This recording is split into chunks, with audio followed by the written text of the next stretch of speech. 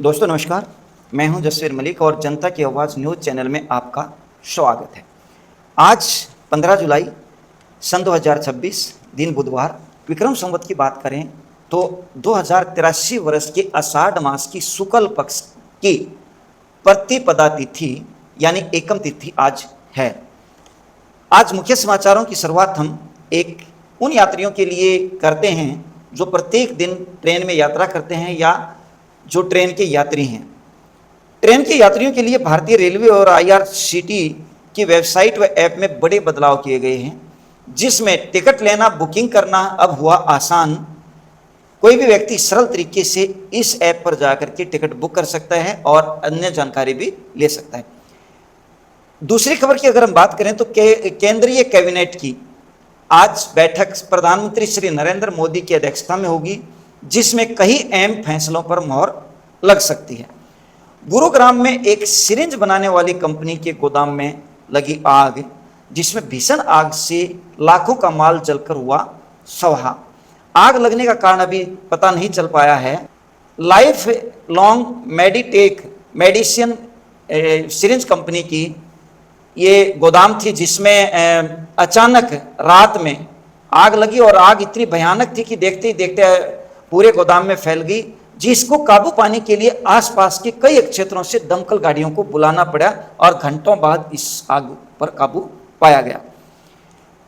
अगली खबर के ऊपर अगर हम बात करें तो गुड़गांव में टनल से गुजर रही कार में अचानक लगी आग।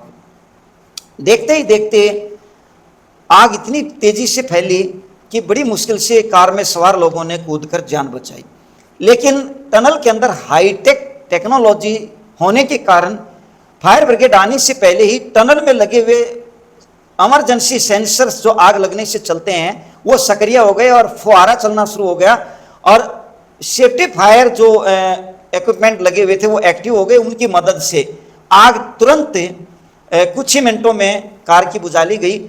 प्रथम दृष्टा देखने में ये दृश्य ऐसा लग रहा था जो जापान, चीन या अमेरिका के किसी शहर का है, लेकिन आपको सुन के खुशी होगी कि ये आज तकनीक में भारत भी उन्नत देशों से किसी तरीके से पीछे नहीं है। जैसे ही आग लगी और टेम्परेचर ऊपर बढ़ा तो टनल में ऊपर लगे हुए फुहारे और पानी का जो सिस्टम था वो एक्टिवेट हो गया और आग जो है तुरंत काबू में आ गई। अगली अगर खबर की हम बात करें तो भारत और यूके के अंदर यानी इंडिया एंड यूके के अंदर आज 15 जुलाई से एफटीए फ्री ट्रेड एग्रीमेंट जो है वो लागू हो गया, जिसमें दोनों देशों के लाभार्थियों को बहुत सारा फायदा होगा और एफटीए के तहत एमएसएमई को भी भारत के अंदर निवेश और काम को आगे बढ़ाने में मदद मिलेगी। साथ ही बहुत सारे उत्पाद जो ब्रिटेन में, यूके में आज बेचे जाएंगे उन पर 99% तक टैरिफ जो है वो खत्म कर दिया गया है। जो लोग विदेशों में काम करते हैं उनका पीएफ फंड भी भारत में जमा होगा और उसका जो बेनिफिट है वो भारत के इन्वेस्टमेंट सेक्टर को मिलेगा। दिल्ली दंगों पर आए फैसले में आम आदमी पार्टी के पूर्व पार्षद ताहिर हुसैन के दोषी पाए जाने पर आम आदमी पार्टी पर करारा हमला बोलते हुए दिल्ली की मुख्यमंत्री रेखा गुप्ता ने आम आदमी पार्टी के संयोजक और वरिष्ठ नेता अरविंद केजरीवाल, संजय सिंह और मनीष सिसोदिया के ऊपर हमला करते हुए कहा कि इनका हाथ दंगाइयों के साथ। आज से पंजाब और हरियाणा के 8 टोल पर होंगी बढ़ी हुई दरें लागू। इसमें जीटी रोड के भी कुछ टोल्स हैं और ये जो दर है ये पिछले लंबे समय से लंबित थी, जिन पर मांग की जा रही थी कि इन पर दरें बढ़ानी है। एसआईआर प्रक्रिया के तहत चल रहे वोट स्थापन वाले कार्य में हरियाणा के अंदर लगभग 28 लाख वोट कटने की संभावना।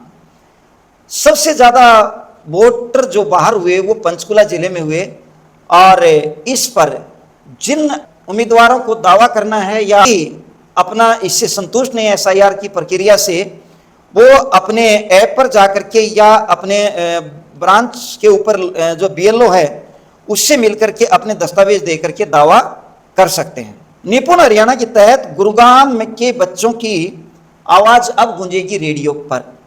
गुरुग्राम के सरकारी स्कूल के बच्चों को निपुण कार्यक्रम के तहत अपना कौशल बढ़ाने में, अपनी कविताओं को, कहानियों को, अपनी रचनाओं को या अपने अन्य प्रोग्रामों को टीवी पर सुनाने का मौका मिला। इससे उनका आत्मिक विकास होगा और उनके विश्वास में, कॉन्फिडेंस में भी वृद्धि होगी।